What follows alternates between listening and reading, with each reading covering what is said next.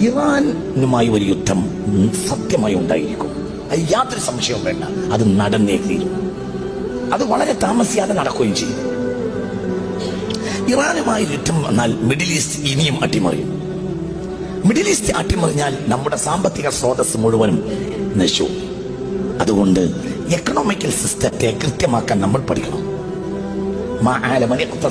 സൂക്ഷിച്ച് ചെലവഴിക്കാൻ പഠിച്ചവർക്ക് ദാരിദ്ര്യം വരികയില്ലെന്ന് മുഹമ്മദ് മുസ്തഫ.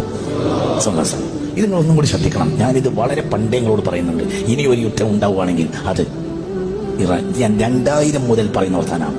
പഴയ കേസറ്റൊക്കെ കേട്ട എന്നൊക്കെയാണ്. അടുത്ത യുദ്ധം ഇറാനുമായാണ്. അത് ഭയാനകമായിരിക്കും.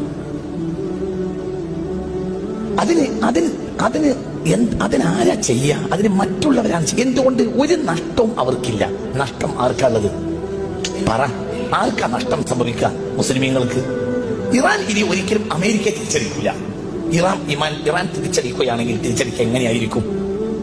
ഒരു സാധാരണ നിലയിൽ ഒരു രാജ്യം തിരിച്ചടിക്കുകയും പോലെ ഇറാൻ തിരിച്ചടിക്കുകയാണെങ്കിൽ ഖത്തറിലോ സൗദിയിലോ പറ ഉള്ള അമേരിക്കൻ ക്യാമ്പുകളെ ആക്രമിക്കുകയാണ് ചെയ്യുക. അപ്പൊ സ്വാഭാവികമായും എന്തുണ്ടാവും?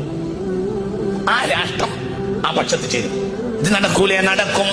നടന്നേ തീരും. ഇറാനുമായി യുദ്ധം അനിവാര്യമാണ്. അത് നടന്നേ തീരും. അത് ഫിത്നത്തുൻ അമ്മാഉ സമ്മാഉ അമ്മിയാ.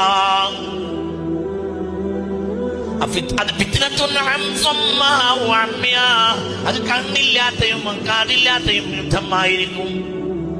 മനുഷ്യരാശി ഇന്നുവരെ കണ്ടതിൽ വെച്ച് വലിയ യുദ്ധം സംഭവിക്കും. അതിന് ഇനി കാലതാമസമില്ല. സംഭവിച്ചിരിക്കും. സംഭവിക്കും. അല്ലാഹു നമ്മളെ കാക്കട്ടെ. ഇത് നിങ്ങൾ ആരോട് ചോദിച്ചാ പറയുന്നത്? ഇത് മുത്തുനബി പറഞ്ഞതാ. മുത്ത് മുഹമ്മദ് മുസ്തഫ.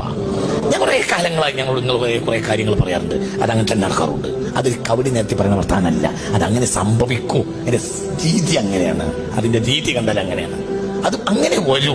അള്ളാഹു നമ്മളെ കാക്കട്ടെ. അത് സംഭവിക്കും. അത് സംഭവിക്കും. സംഭവിച്ചത് കഴിഞ്ഞാൽ ഇനി മിഡിൽ ഈസ്റ്റിൽ ഒരു യുദ്ധം ഉണ്ടായാൽ ഒരിക്കലും എക്കണോമിക്കൽ സിസ്റ്റം നേരെ നിർത്താൻ കഴിയൂല. അത് ഏറ്റവും ബാധിക്കുക കേരളത്തിനെയാണ്.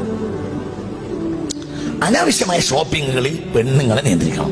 ഇന്നത്തെ നമ്മളെ സാഹചര്യം ഇപ്പോഴും നമ്മളെ പെണ്ണുങ്ങൾക്ക് മനസ്സിലായിട്ടില്ല. ഇതിനേക്കാൾ വലിയൊരു വിപത്താണ് ഇനി പറയാൻ പോകുന്നത്. അതായത് ഒരു കല്യാണം ഉണ്ടായി എന്ന് സങ്കല്പിക്കാം. ഒരു കല്യാണം ഉണ്ടായാൽ ആ കല്യാണത്തിന് പുതുവസ്ത്രം തുറക്കാം. അത് അങ്ങനെ തന്നെയല്ലേ പറയും? അത് അടുത്ത ആഴ്ച പിന്നെ കുടുംബത്തിൽ വേറൊരു കല്യാണം ഉണ്ടായാൽ പറ